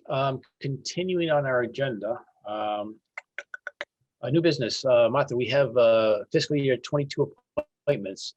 Recommendation to the select board for MVPC commissioner and alternate commissioner. So currently, Martha, you're the current MVPC commissioner, and Larry is the current MVPC alternate. That's correct. Do we want to continue? Do we want to continue that? Let me ask the board members if they're comfortable. Well, first, Martha, do you want to continue that role? And I'm fine continuing with it. It's Okay.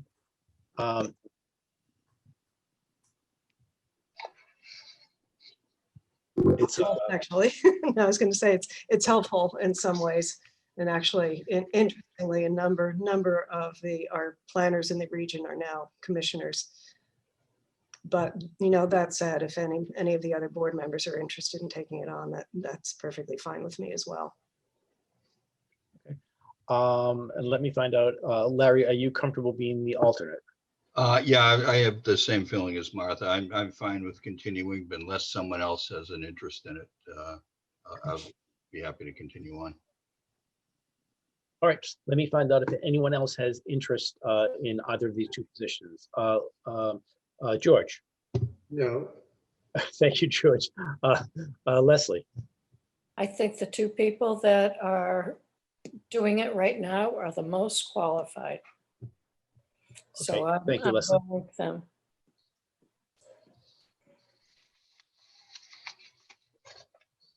Okay, thank you. Woody? I think they're doing a good job. So no, Thank you. All right, I think I need to plug in my Wi-Fi connection because I think it's going fluky on me, and I'm not sure why. Mary? I don't think we could do any better than we're doing right now with these guys. And thank you. Okay, great. Martha, do you need that in the form of a motion or? Yeah, so there should be a motion and a second and a vote, and probably they could be done together. Okay, so I would ask that there be a motion for Martha to be our current MVP, continue as our current MVP commissioner, and Larry be continue as our current alternate. I'd entertain that motion. Thank you, Leslie. Leslie has a motion, and I think Woody had a second. On the motion, any discussion, Larry? No. Discussion, George? No. Thank you. Discussion, Leslie? No. Discussion, Woody? none. Discussion, Mary? No, Okay, on the motion, how do you vote, Larry? Yes. Thank you. How do you vote, George? Yes. Thank you, George. How do you vote, Leslie? Yes. Thank you, Leslie. How do you vote, Woody? Yes. Thank you. And how do you feel, Mary? yes, All right, our next appointment is for Mary to continue as our associate planning board member. Mary, thank you. You did volunteer, right? yes. I just didn't throw you in there, did I I? was coerced. Motion to absolutely approve. Oh, All right, thank you. Mary, Thank you. thank you very much for being here and as your role as the associate. I know it can be cumbersome Thank you very sometimes, much. but I appreciate it. Okay. Well, I'll absolutely second that motion. Yeah. So would someone yield the motion for me? It's already done. Oh, I didn't hear it. Who did the motion? Leslie and Melissa. Larry. Beautiful. Leslie did the motion and Larry did the second. Great. A discussion on the motion. Larry? Discussion? No discussion. Discussion. No. Okay, Leslie, discussion. Absolutely, yes, keep her on. Okay, discussion. Woody, any discussion? No, thank you, Mary. Okay. Thank you. Mary, any Lily. discussion? No, All right. it's an honor and an extreme pleasure to be with you guys. Thank you. We enjoy you, Mary. Your input is very much appreciated. Thank you, Leslie. Okay, great. On the motion, how do you vote, Larry? Yes. Thank you. George, how do you vote? Yes. Thank you. Leslie, how do you vote? Yes. Thank you. Woody, how do you vote? Yes. Thank you, Woody. And the Yes. chair also is in a favor. Well, beautiful. Okay. Old business. I see the word none next to that. Is that a true representation of things, Martha? That There's is no the old true business? representation of things for tonight. That is a beautiful thing. Then continuing on, May financial report. Let's see, let me pull that up so I can read that into the record. Financial report, planning board financial report, May 2021, payroll and invoices authorized. Number one, payroll warrants for the town planner and planning administrator, PR 21 through 23 for pay period ending 5/8. 2021 and PR 21 through 24 for pay period ending 5/22 of 21. Second is planning board expense invoices. North Boston Media Group, legal ad for zoning amendment public hearing for 5/11/21, and the Verizon Wireless Planning Board iPad 5/25/21. And then third is the escrow account, Joe Zawaka, 105 High Road, OSRD, peer review for 5/11/2021. Okay, that takes care of our financial. Planning director's report. All you, Martha. So I have a few things. One is well, we talked about it slightly before the meeting, but we have gotten guidance from town council regarding the impact of the governor lifting the state of emergency for COVID as of June 15th. So currently, after June 15th, so starting with our 6/16 meeting, all meetings need to be in person. I think the governor has filed some legislation, so there's a potential that that might get extended until September, but we don't know that yet. So I think right now we have to go on the assumption that hearings will be in person or some hybrid. I've brought that up with our RT director, Matt Cooper, in terms of setting up a hybrid with Zoom, which would hopefully be better than just the phone-in process that we had before. So I will keep you guys posted on that. I also need to get some further guidance from either Lisa or Bryan in terms of what that means for our public hearings that have already been, kind of noticed and continued for the Zoom world. And I don't know if there's a difference between ones that are already open and ones that are being noticed and will be open for the first time after that date. So that's kind of where it stands right now. Okay, so Go ahead. so a little bit fluid with how it would work, whether we would be hybrid or not, and whether or not legislation would or would not be going through to continue. So there's still a little bit of flexibility on what this might look like for our next meeting. Right. No. But Yes. yeah, because that's it's the day after the emergency order ends, or state of emergency. So, we've been advised that right now we need to assume that it will be in person, but that may change. So town council will continue to keep us updated on any developments in terms of legislation. Okay. And I'll keep you updated on, in terms of any, opportunities or set up for a hybrid process. Okay. I will be reaching out to each board member individually just to see if there are any concerns that we can do offline privately regarding that. Okay, thanks, Martha. Okay. The second thing is that we have received an environmental notification form for the replacement of the culvert on Orchard Street.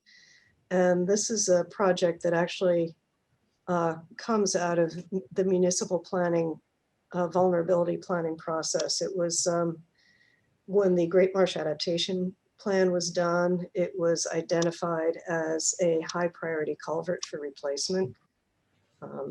And it has, since we applied last year, actually in 2020, for a MVP action grant, and we were awarded that for sort of preliminary design and permitting of that culvert. So I know that a notice of intent was actually filed with the Conservation Commission. It was on the agenda last night. But the ENF, there's a 30-day review period for that. We received it on the 20th of May. So we've got another 20 days left, roughly. So it's a very thick document. I guess we could do a couple of things. If somebody would like to actually take a look at it physically, I can leave it in the box, or I can find out if we can get a digital file, and I can send you guys the link to look at it and see if there are any comments that you want to make from the planning board's perspective. Yeah, yes, Martha, it did come before conservation last night. A significant presentation was made. Concerns were raised. As you know, the current culvert is not adequate to address the needs of what's going on with the environment. If the road floods, it can't handle the inflow of the tidal changes. So things need to be addressed, and this will hopefully do that. The question was, would this be enough for 20 years or 50 years? And that's, I think, a question that's kind of still out there. One thing that I did ask, and Martha, I think I'd ask you to maybe follow up on, there was I remember seeing in the initial things, was like, I think they were submitted to conservation, was the detour. They don't know when this project will actually start. They expected to be a season, so that would be a 3-month project, and they didn't know what that window would look like. And so when I looked at the detour map closes Orchard Street at Middle, and yeah. it diverts all the traffic through the Governor's Academy. And I asked them if they had spoken with governors, and they said no. And so if this is during the school year and governors is having classes, that amount of traffic going through that road, which is a tight road because there's parking on either side, would be a concern and a public safety concern.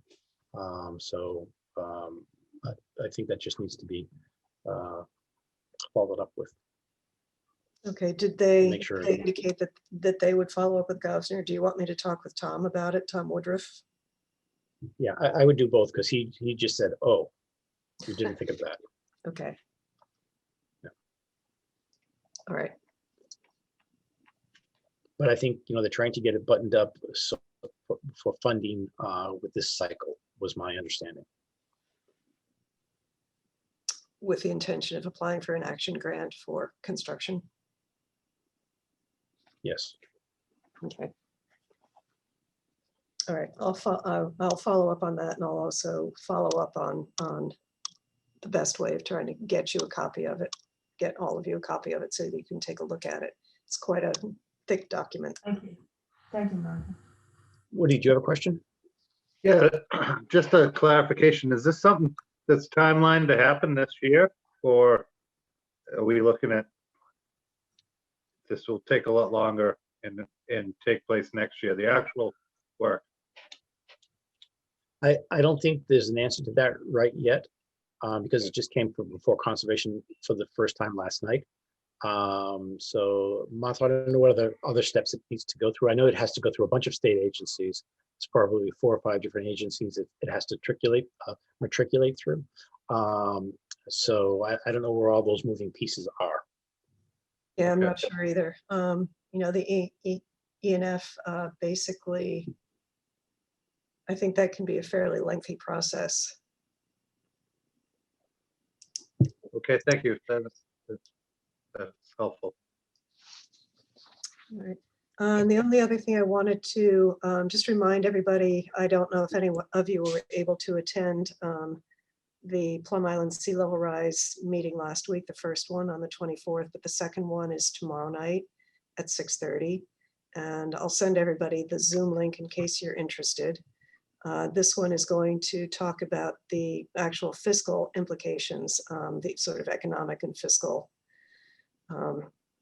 sort of benefit, if you will, currently of Plum Island, and go through some scenarios of different adaptation plans and what that might mean, just as a hypothetical. So it'll be a little bit more nuts and bolts with a bit of a recap in the beginning of what was covered at the last meeting. And then hopefully some good questions and answers and comments, public discussion afterwards. So that's all I have. I heard about half of the first one. It was really amazing. So I can't wait to see the next one, which I can participate in fully. Great. Well, I will make sure to send the link out. Yes, please. Thank you, Martha. Yeah, it's really cool, you guys. Very cool.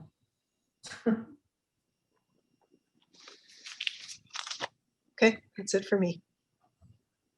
Thank you, Martha. Liaison reports. Leslie, Select Board.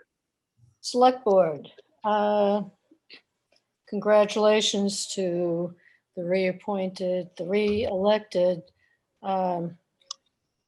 officials, Jeff Walker and Alicia Greco, and then the changing of the guard on the Select Board itself. Alicia Greco, Chair, Jeff Walker, Clerk, and J.R. Colby, Vice Chair.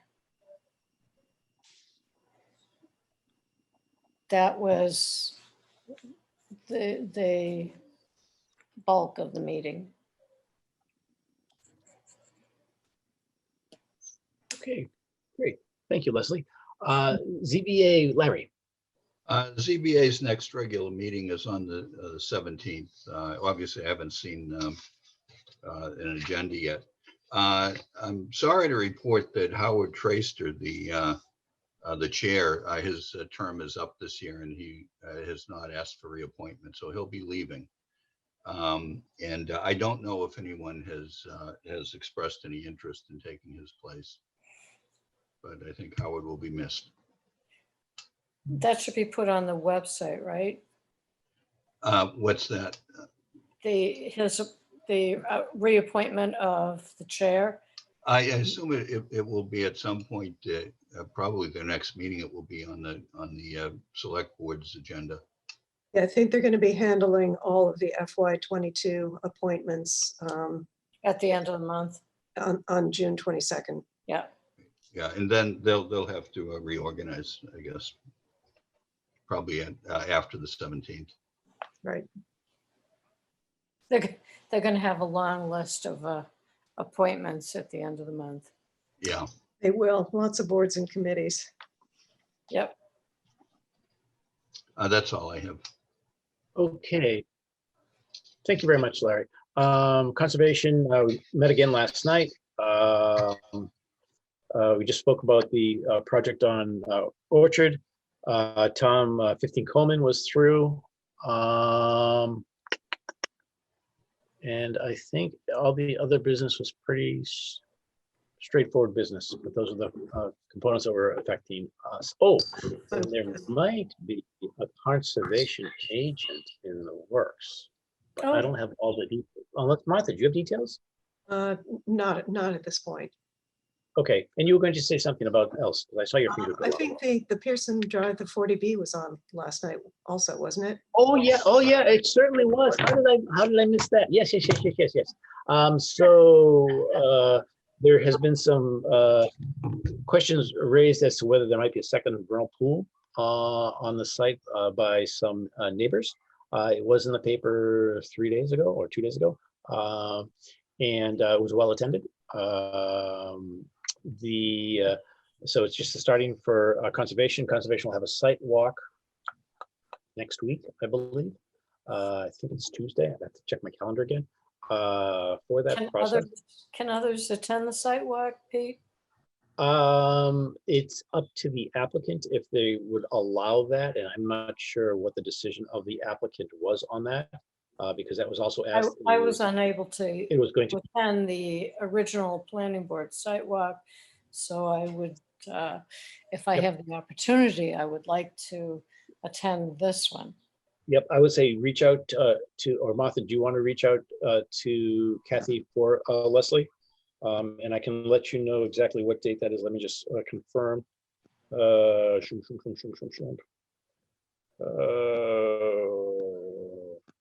I apologize. I missed where it broke up. Where is this project? So it's Pearson Drive. It's the 40B. It's Cricket. Yep. Okay, Right. that's it. Yep, the site walk will be actually the 15th, Leslie. It Okay. would be, I think it's 6 o'clock by my time, if I have my time correct. 6 o'clock. Yes. 6:15 at 6 o'clock. Okay, yeah, I'll reach out. It is up to the applicant. Yeah, let me know. I would like to just familiarize myself with the site down there. Take your bug spray. Gonna be thick at 6 o'clock. Yeah. Yeah. Last time I was there, it was After the very, rain we had. very overgrown. Yeah, long pants, long shirt, bug spray. Yeah. Got it. Whole 9 yards. Pith helmet. Netting. All right. So I think that's it for conservation, I think.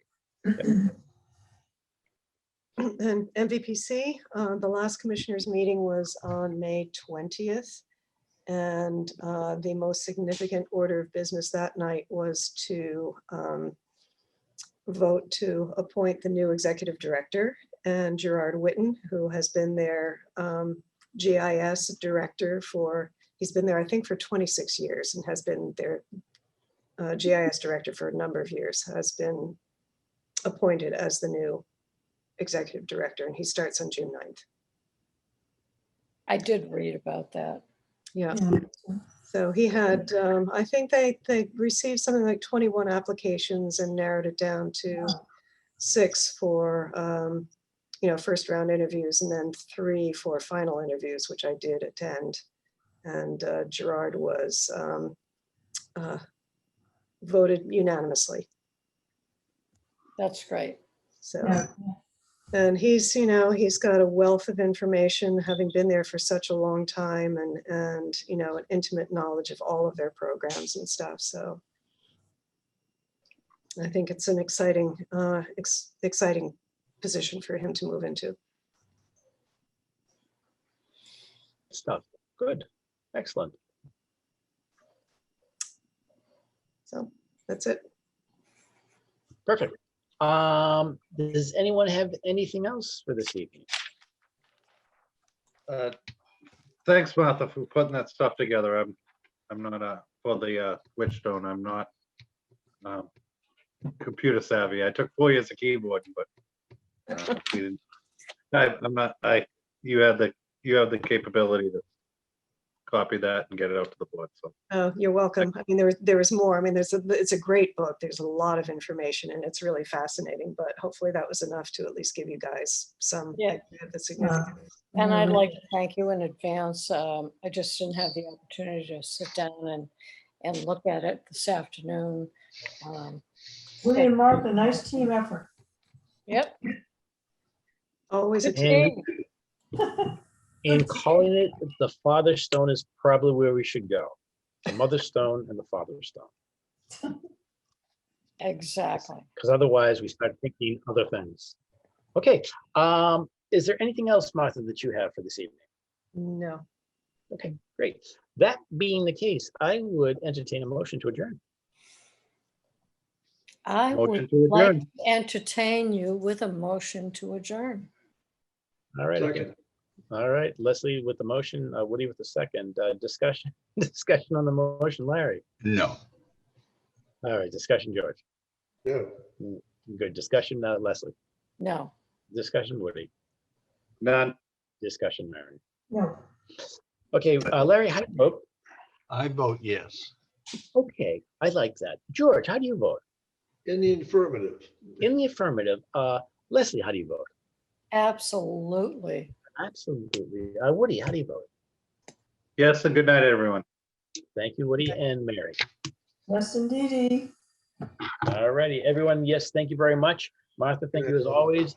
Woody, Thank thank you, you for that Martha. information. Everybody have a good evening. Thank Good night, you. everyone. Night, Have a good everybody. weekend. Good night. Nice timing. Again, nice timing. on Good the- luck with your dahlias, Martha. Thank you very much. You're very welcome. See you guys. Good night. Good night. Good night. Night.